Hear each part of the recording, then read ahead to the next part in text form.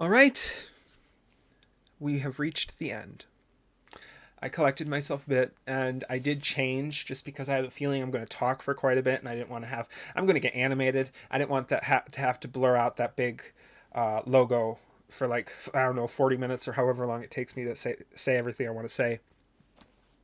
So I think the first thing that I have to say is that all time travel shows have been ruined for me at this point.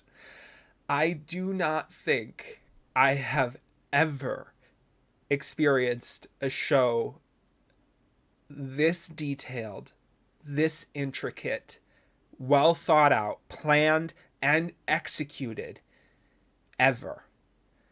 I mean, I don't know. I don't think I can ever watch another time travel show again because this was it. If there were like a class on time travel film in school, they should show this film, this movie, this TV show. I'm sorry, I'm just a little flustered still. So, like, awesome. The level of continuity, the level of just everything. And I think what is so amazing about this is, like I said, I'm technically already rewatching it to edit it for YouTube, but they've added a whole other thing. I have to go. I'm done editing season one. I have to go back and watch season one, and I think that is one of the more beautiful things about this show is that it's only 4 seasons. They only gave us 4 seasons, but they really gave us five, didn't they? Or eight, however you want to look at it. Because there's so much that you know by the end that you actually can go back and rewatch it with new eyes. It's not just a rewatch. Like as I am going through the seasons already, I notice things. Things make more sense. I get joy and, laughter out of things that I didn't in the first one because it's like, oh. So, I mean, they may have given us 4 seasons, but they really kind of gave us five because you get to go back and rewatch this entire show and you do get to see it with new eyes, which I think is just spectacular. I mean, I feel like I'm overdoing the adjectives with beautiful and, you know, intricate and spectacular, but I don't know how else to describe it. I had no idea what I was in for. I had no idea what I was in for when I sat down to watch this show. I thought that it would be the movie, but for 4 seasons. And when they initially left the virus behind in season two, I was disappointed. I was like, no, the virus is the reason that I got into the show. It was what I liked about it. And within a few episodes, I didn't care anymore. They had lured me in. Lured is the wrong word. It sounds bad. They had drawn me in so much with the characters, whether it was Ramsey's sarcasm or Cole's not bullheadedness, but I don't know what the word is when you rush into something uh, without thinking. Whether it was Cassie's cleverness, I think she was the brain of the show. Whether it was Jennifer's heart or Joan's, like, I don't know what the word is. She cared, but she was very stern in her caring. So I don't know what the word is for that. But everything drew me in again even after they changed up the narrative. And this show, it kept you on your toes. Like, every season was a build up from what we had learned the previous season, but it was also just like this new thing that they threw at you. And it wasn't at the same time. Like, the mission from season 1 to season 4 never changed. I said it either in episode 10 or 11, probably both, that Cole had originally planned on in episode 1 erasing himself from existence. or at least erasing their timeline, I guess. He never thought that he himself would be erased, but he thought that he himself, who he is then and there, would be erased. So, I mean, over 4 seasons, things didn't change, but they changed. And I think that speaks again to the delivery of the show. The fact that they could introduce such new things, things like the Red Forest, things like the Witness, things like the time travel vest and Titan. And it didn't feel like they were just introducing this new thing. And it's because I think they were able to just weave it into the narrative so well. And I 100% think that that is due to the fact that they were introducing us to stuff before we ever knew that they were introducing us to stuff. I think in the fourth season, in the third season, Mother was when it happened. The time travel vest would have seemed weird or out of place if they had just been, here it is, now you have it, you have this, great.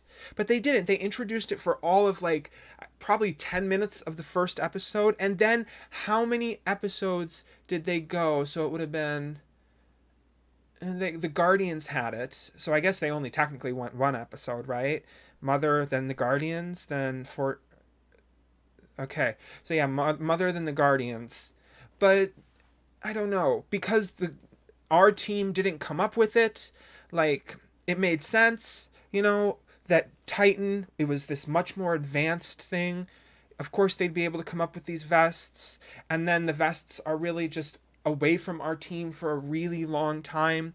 It was stuff like that they were just able to introduce it in a more casual way to the audience before it became a big sticking point of the show. Another example is back in season 2 with the Red Forest. I said that I thought the Red Forest was going to be a one and done type situation. The Red Forest would happen in one episode, and within 1 or 2 episodes it would be gone. But they kept it around. They kept building towards the end. They didn't just immediately throw the end of season 2 at us. Instead, they introduced the idea, they let it simmer, and then they went full steam ahead.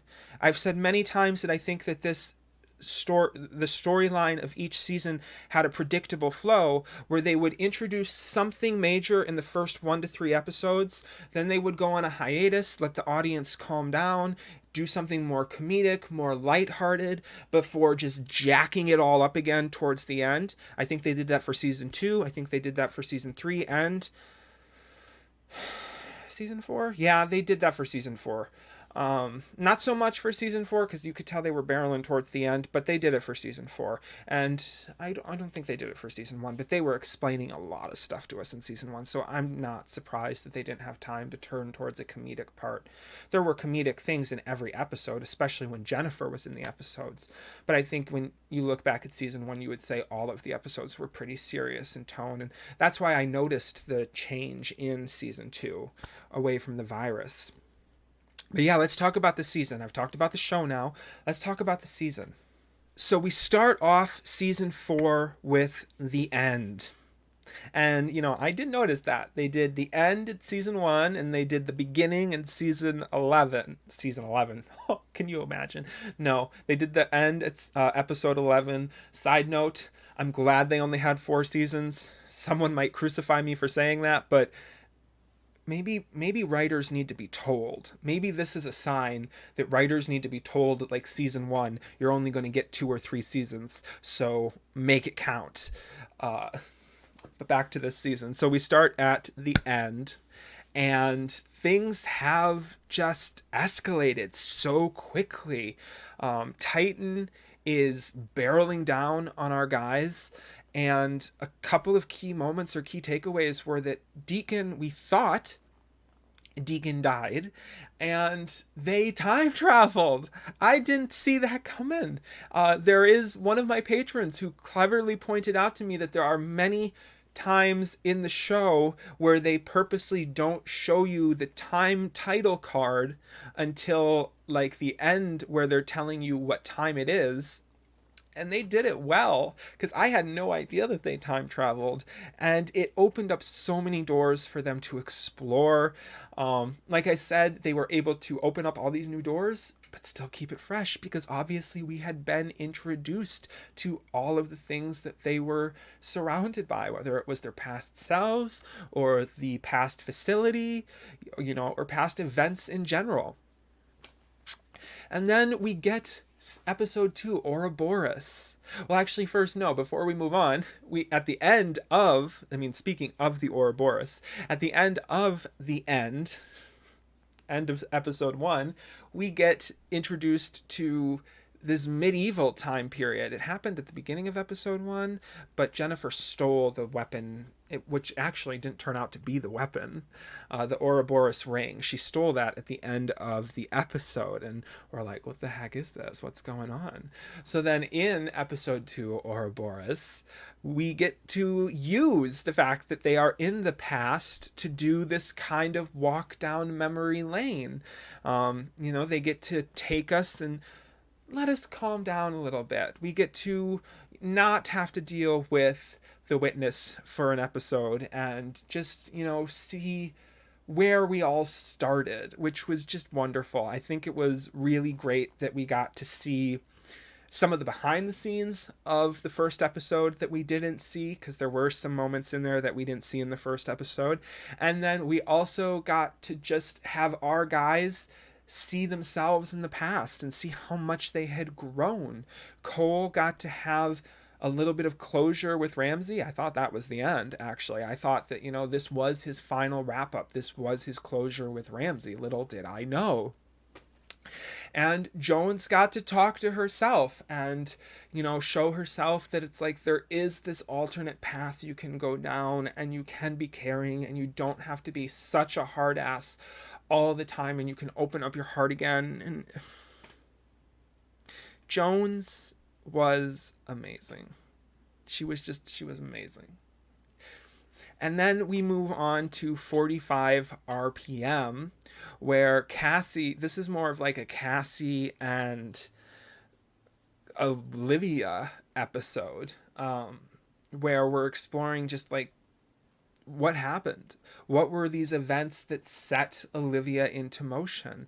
This one, I think, was, besides the end, not besides the end, because the end is an actual episode. Besides the final episodes, the final 2 episodes, I think 45 RPM was the episode that had the most reveals in this season. I could be wrong, but I don't think so. I think it had the most reveals. We tied up a lot of loose ends, things that we didn't know, like how did this come to be? How did the doctor that made Olivia come to be, right? What was Olivia's past?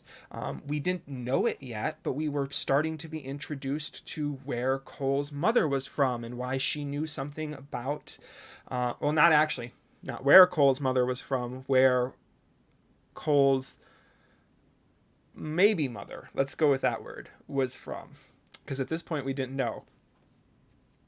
So we get introduced to where Cole's maybe mother came from. Just a whole bunch of storylines that all of a sudden get dropped, and not dropped in a good bad way, but like dropped in a sense that like we're done with them. We've told you how they ended. Their cycle is complete. And that was one of the great things about this show, was that I really don't think they missed anything. I don't think there was any storyline that they didn't cover at the end.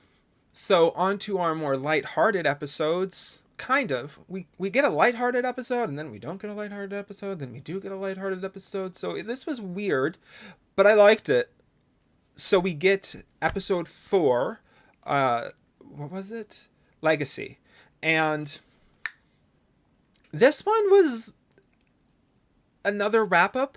I don't know if we necessarily needed to know where Titan came from, but I was okay with it. I was okay with knowing where Titan came from. And you know what? Maybe we did, because I almost feel like if we hadn't gotten where Titan was coming from, maybe something would have felt disjointed. Like, how did this giant thing come to be? It would be something that I guess wouldn't necessarily be a plot hole. It would have been just like this fan theory. I can so see, like, if we hadn't learned where Titan was from, there'd probably be just a million people like trying to figure out where Titan came from on the internet, and I'd be one of them. And you know what? It wouldn't be a million people because you know what? This show is criminally underrated.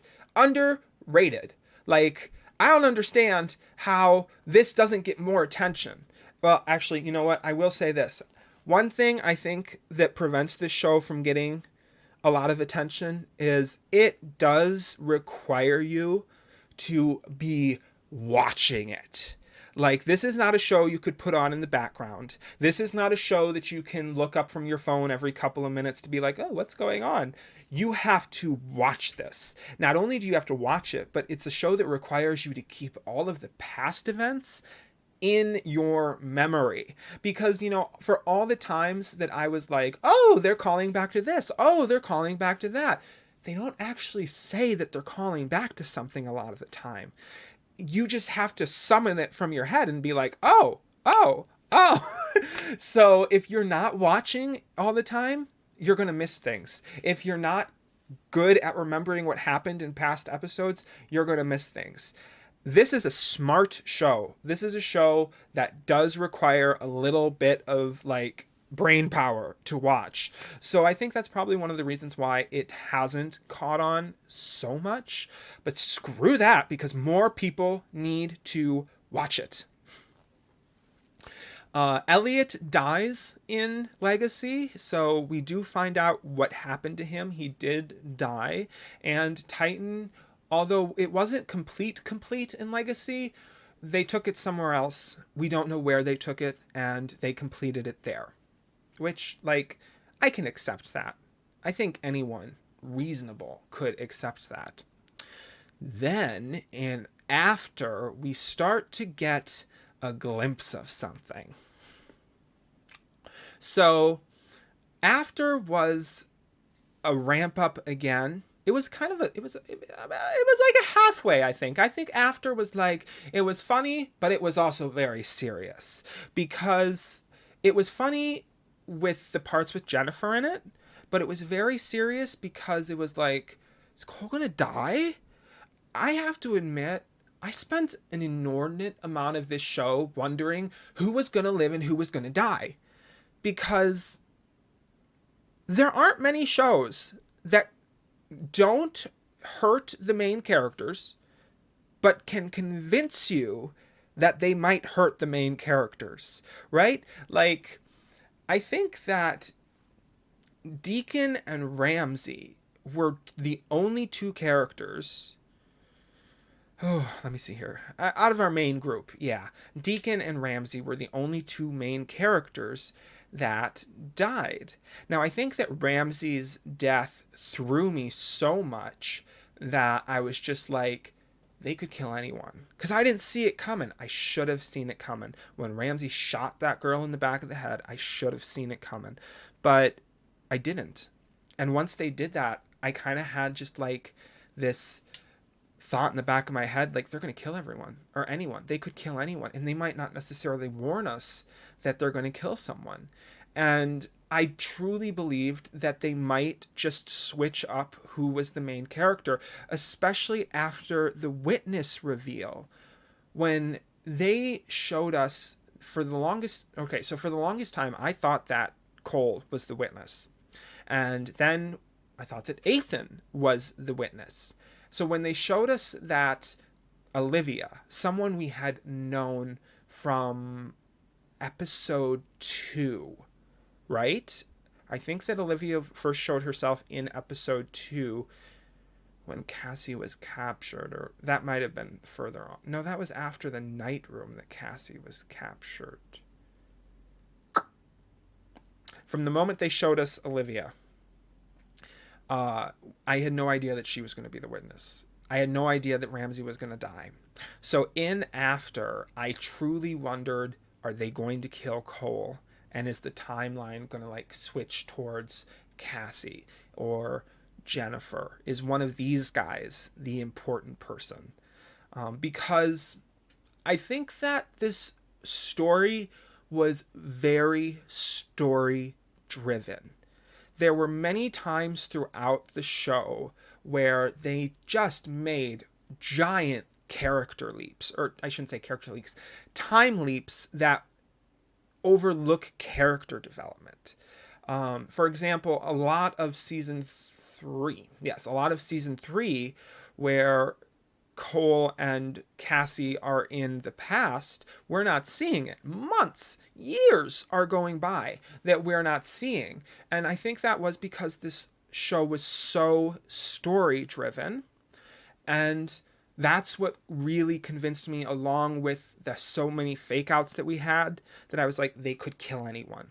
Because the characters, for as much as I love them, and for all the important parts that they play, the characters aren't the ones that are important in this. The story is important. And these people will sacrifice anything to make the story good and to make it make sense. So, yeah, after was just a lot. And then at the end, we get asked a question that I had been asking since like episode 2. I think I started to ask it, which was, what the hell happens after? You know, the show was good to make the audience start asking that question. Just once again, like I said, they introduce you to these things way in the past, and then they gradually build towards them, so that by the time they hit their crescendo, you are like, ugh. So yeah, we were just, it's like, what's going to happen after? Is Cassie going to do something? And we figure out what that something is actually going to be. But then we move on to a lighthearted episode, but not a lighthearted it was a lighthearted episode. I mean, come on. So I'm going to mispronounce this. I mispronounced it when I first watched it. Die Glock. And we've been hearing this saying at this point throughout the entire season, which is climb the stairs, ring the bell. And this is supposed to activate this weapon that we got from the Ouroboros thing. So we go back to I don't remember the year. It was 1940 something. Or was it in the 30s? It was before, or it was during World War II. Not before. It was during World War II. And we have to find the bell. They find the bell. They have the balls to kill Hitler. You know, I mean, that alone just tells you how different this time travel show is. I think that if you could tell people one thing to get them to watch this show, that's what you should tell them. Because I think that the fact that they were willing to kill Hitler encapsulates just how different of a time travel show this is. I was surprised that they killed Hitler, because I was like, are they going to mess with such an important event?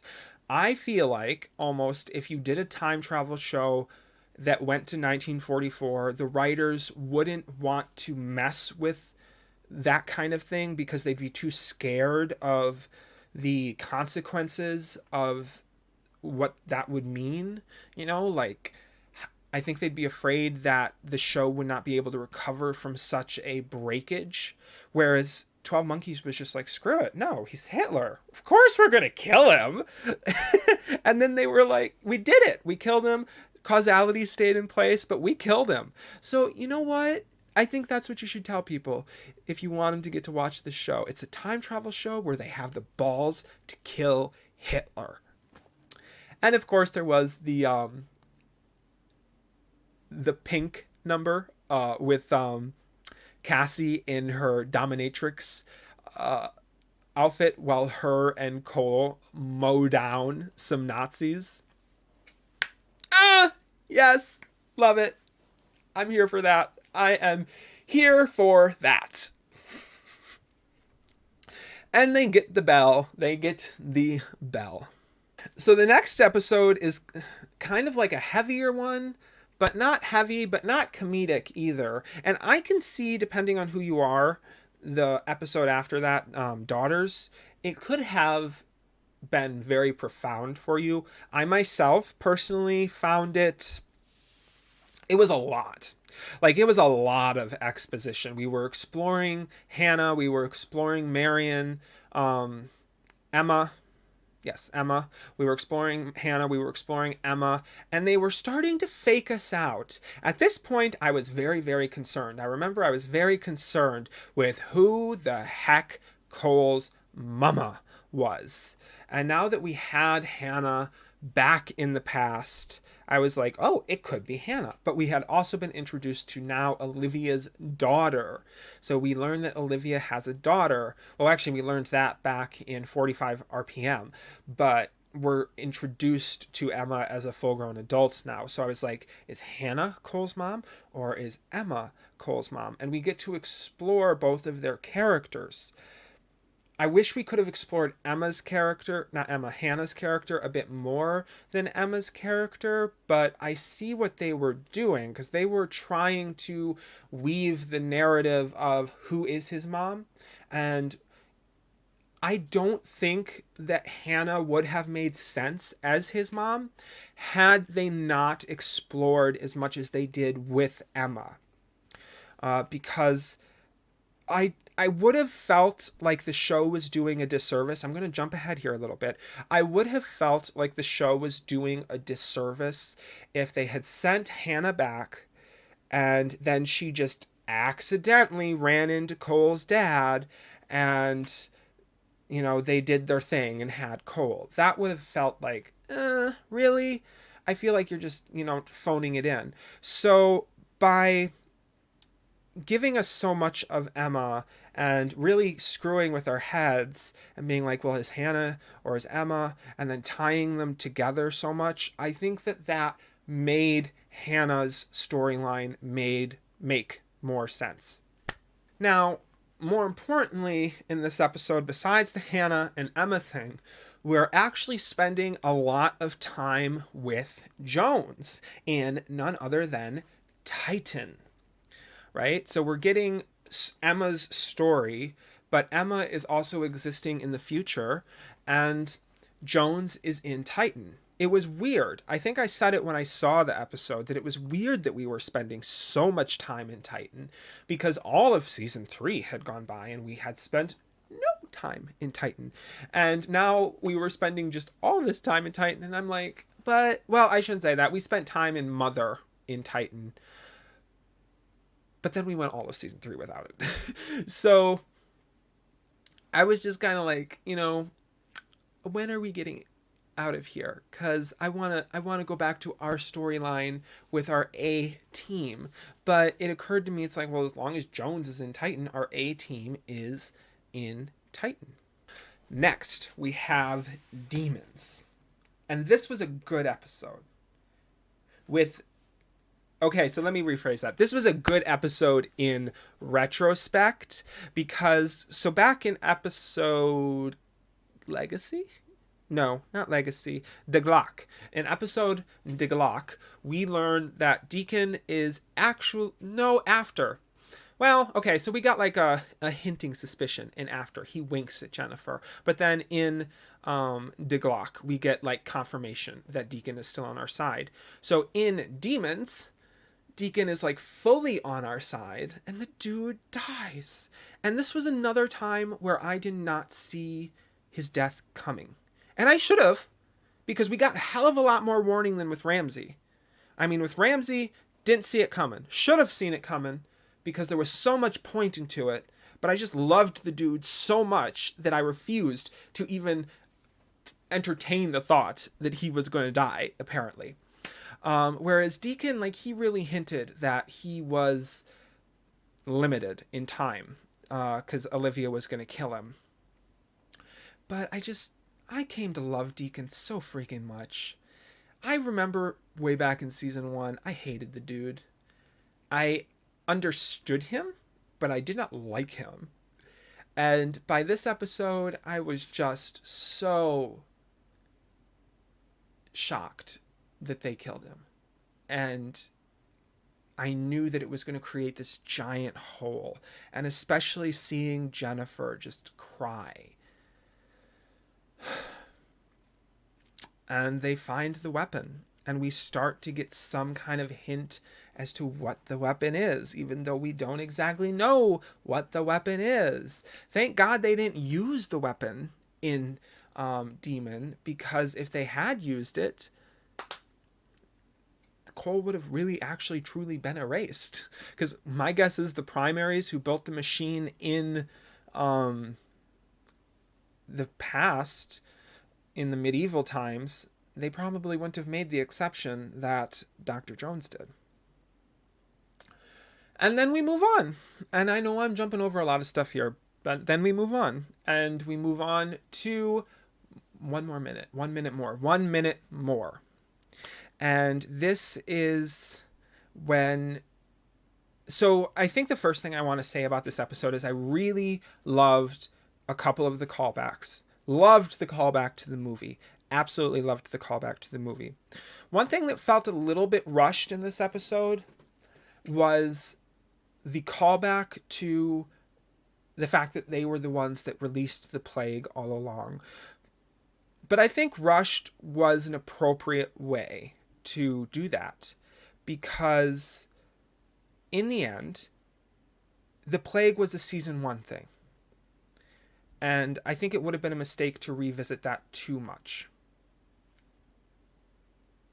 So Cassie releases the plague, and Hannah, we learn, is actually Cole's mom, not Emma, as I had suspected. They made me think back and forth, back and forth, back and forth, and I finally settled on Emma.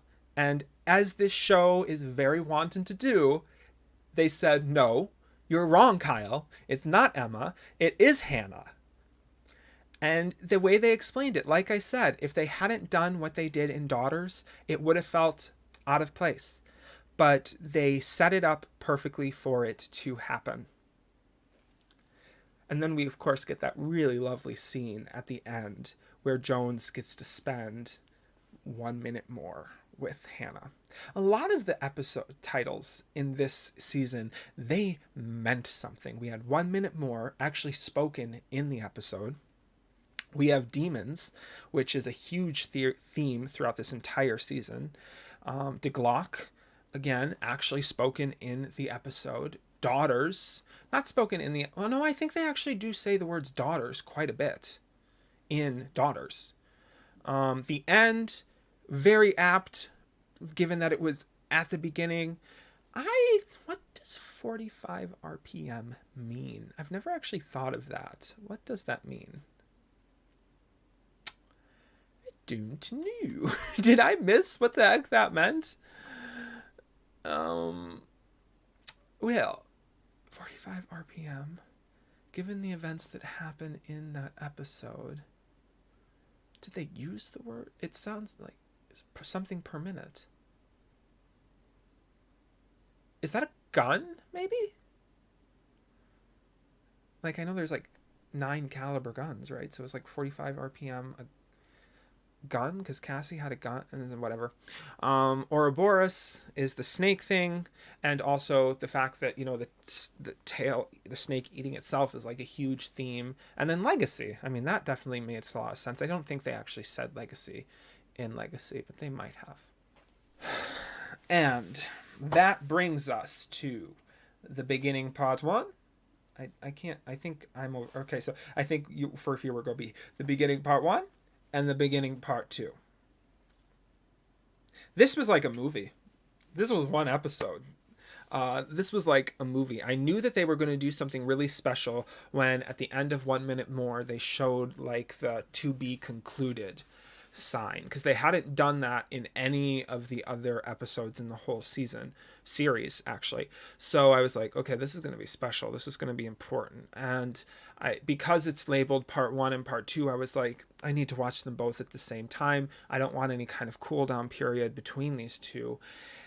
And although they had given us a lot of things to resolve in Ouroboros, they still did show a lot of past events, and I was 100% okay with that. Like, I loved every past event that they showed us, and I wouldn't have it any other way. There were a lot of times where they were doing things where I was like, they could have put a past event in here, like, easy. They could have showed us something in the past in between these scenes. So I think that they were probably cutting a whole bunch of stuff on the cutting room floor, just leaving it there, and being like, we can't make this too long. But honestly, I wouldn't have cared. They could have made this like, they could have cheated. They could have been like, well, you only gave us 11 episodes, but the 11th episode just happens to be like 2.5 hours long. I wouldn't have cared. I would have been okay with that. So we get to the end, which is ironic. It is the beginning, because they do go back to the beginning all the way at the end. It's a weird turn of phrase to say all of this like the beginning, the end, the beginning. It really is just one giant circle. The thing that came to my mind like really fast when we started the beginning was, how are they going to do this without killing Cole? And I don't know what it was. Maybe when I go back and rewatch it, I'll be like, that was probably the moment, or that was probably the thing. But at some point in the very beginning of the beginning, part one, I started to be like, they're actually going to do it. They're actually going to erase Cole. I think it was just all of the wrap up, the fact that I knew that the story was about to end. If they felt so much, if they felt like they had the ability to do so much when they knew episodes were coming, I had this in the back of my head that when they know that there's nothing left, when they know there's no more, they're really going to throw the kitchen sink at us. And they might really get rid of Cole. If there were one episode where they could do it, it would be the end. Then, y'all know what I'm about to say. They bring back Ramsey. They brought back Ethan too, and I was very, very happy to see Ethan. And Ethan calls back to something. Well, no, he doesn't. But I thought he did call back to something. And there was actually something they didn't address. They did address it, but they didn't say they addressed it. And it was Cassie's choice, but I'll get to that. So we get Ramsey back. I wasn't expecting it. I thought he was gone after Ouroboros. I'm like, Ouroboros was our goodbye. It was our chance to wrap things up. And like I said in the episode, my hat is off to all of you. I know that it must have been so hard to bite your tongues at the final not the final episode, at Ouroboros and at Brothers, because I did rail on the show for being like, why the heck would you not give Ramsey a proper send-off? And then I even went over to Reddit and I said on Reddit, and no one, I think a couple of people were like, you have to just wait, Kyle. You have to wait. We can't tell you. But I went over to Reddit and I was like, I love this season, but what the hell did they do to Ramsey? How dare they kill this man and then just move on just like that? And, no one said anything. You guys were so great, because not only did you just say you have to see, you didn't hint at anything. You didn't be like, no, they will wrap it up. Just like, wink, wink, you'll see him again, or wink, wink, they can do something with time. Y'all were just like dead silent, and I appreciate that. I have never seen a community that is just like, we will not spoil things for you because we need you to relive this the same way that we relived this. When he came, I was just, And then the scene that follows with the car and the won't you, no, it's not won't you forget about me, it's we've had the time of our lives. I mean, come on. Oh, that was such a good song. Ramsey was the main man of this show. I'm sorry, Cole. I loved the dude. Even when he was evil. It's the damn actor. What's his name? Something Avicito? He is something. It's the eyes or the smile. As Jennifer would say, the eyes. I don't know. He could drown someone in front of me, and I think I'd just be like, maybe they had it coming. But Ramsey was back. So they had broken into Titan, and you're like, what the hell is going to happen? I know I'm jumping through a lot of stuff here. They broke into Titan, and you're like, what the heck is about to go down here? Because I'm just like, they're going to kill them all. They're going to kill them all. They're all pinned down. Dr. Jones isn't answering the radio. They've broken into the facility room. And then the best kept secret of the entire show, Deacon and Mother Jennifer are in the house. Oh, I cannot tell you, at that moment I was so prepared for Jones to go. I really was. I thought maybe she's already programmed the machine and all they're going to have to do is input whatever Titan spits out. And I was just like, she's going to go. They're going to kill her. And, R.I.P. Dr. Adler, too. His death was just as horrible because I'd come to really like him. But Jones was just a whole other level. I thought she was gone. So for Mother Jennifer and Deacon of all people to come in, he knew the whole time. Like, I have to go back and watch season 1 and be like, were there things that Deacon said that only make sense now that we see season 4? Because I think there are. I think there are going to be things. And, one of the biggest things that just immediately stood out to me was this is why he didn't kill Cole and Ramsey when he first met them. Right? Because he killed a lot of people and then he's like, hey, you want to join our team? And it's because he already knew him.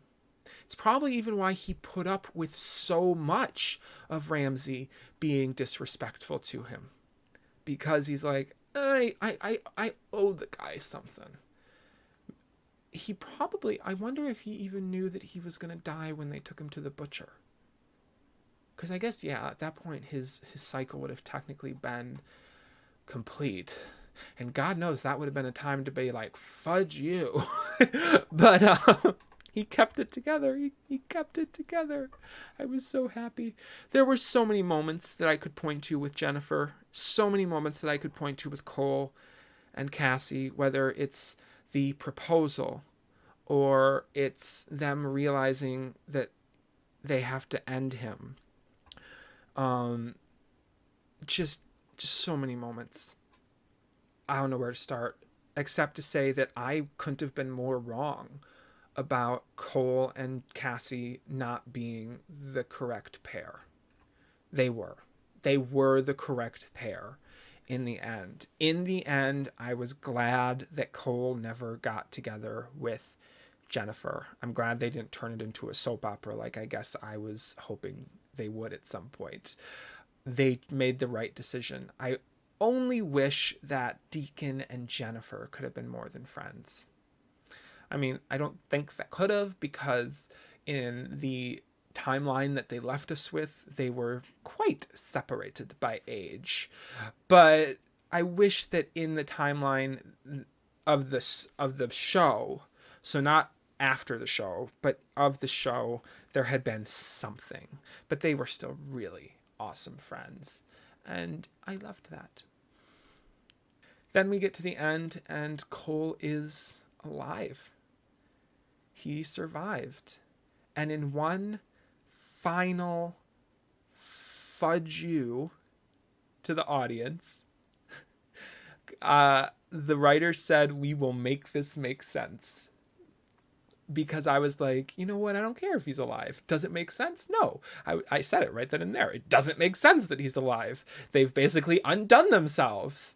And then the writers were like, whoa, about that, we actually do have an explanation. And it actually makes sense that Jones allowed the very last moment of Cole to survive. And that would make perfect sense. She had to wipe him out from the timeline so that nothing that happened would have happened. Cole wasn't born. Ethan wasn't born.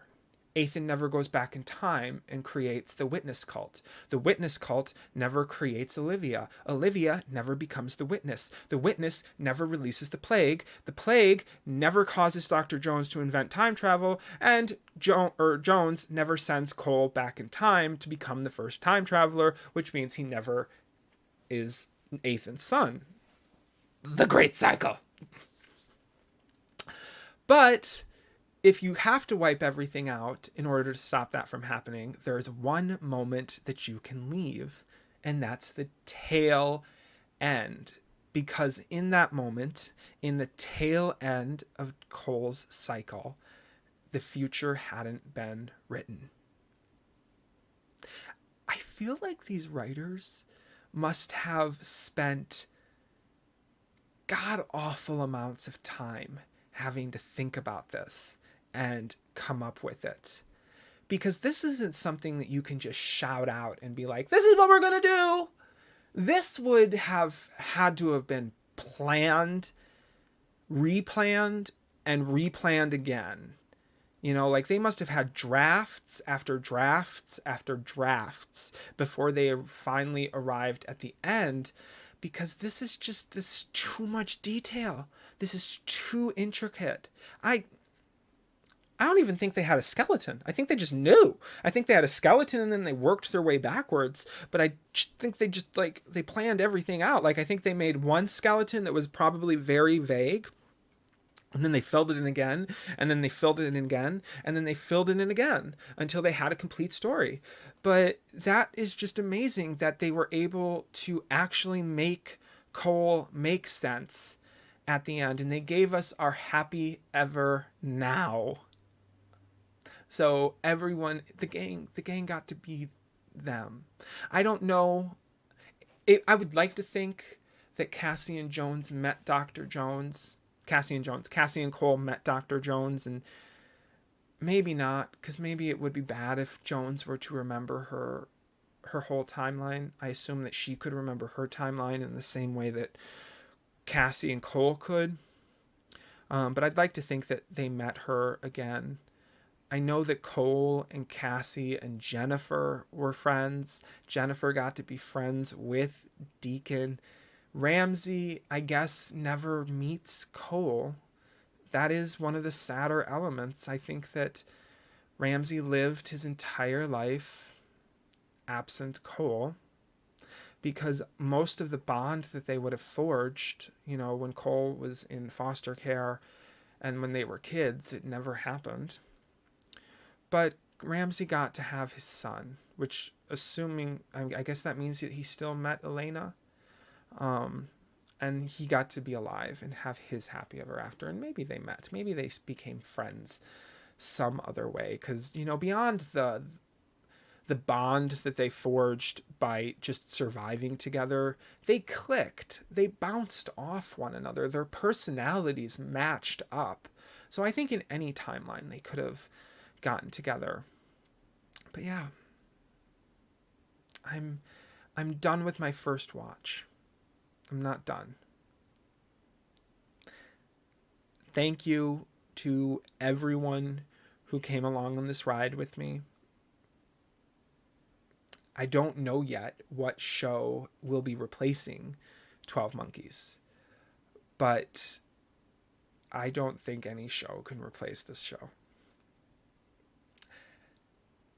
I will see you next time.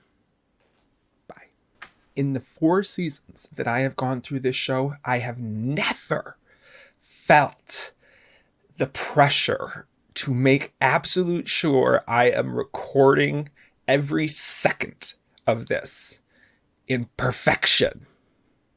Audio, check. Like, subtitles, check. All right. Both screens, check. Could you imagine if I just posted like 2 weeks from now, guys, I'm sorry, I lost the last 2 episodes. So, oh God, I would die. All right. Here we go.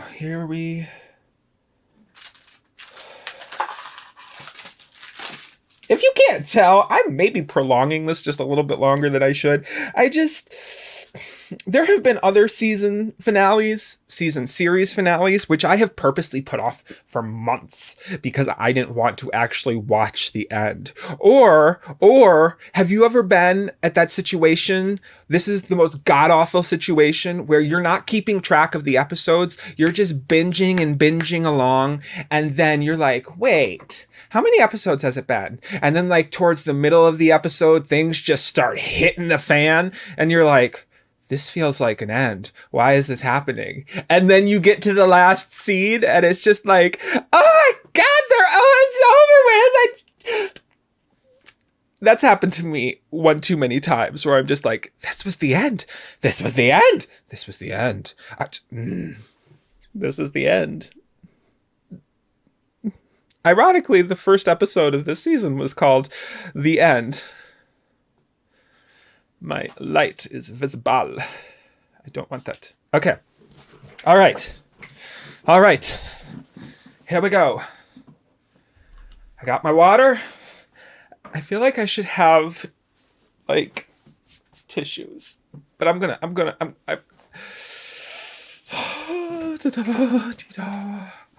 we got this. You got this, Kyle.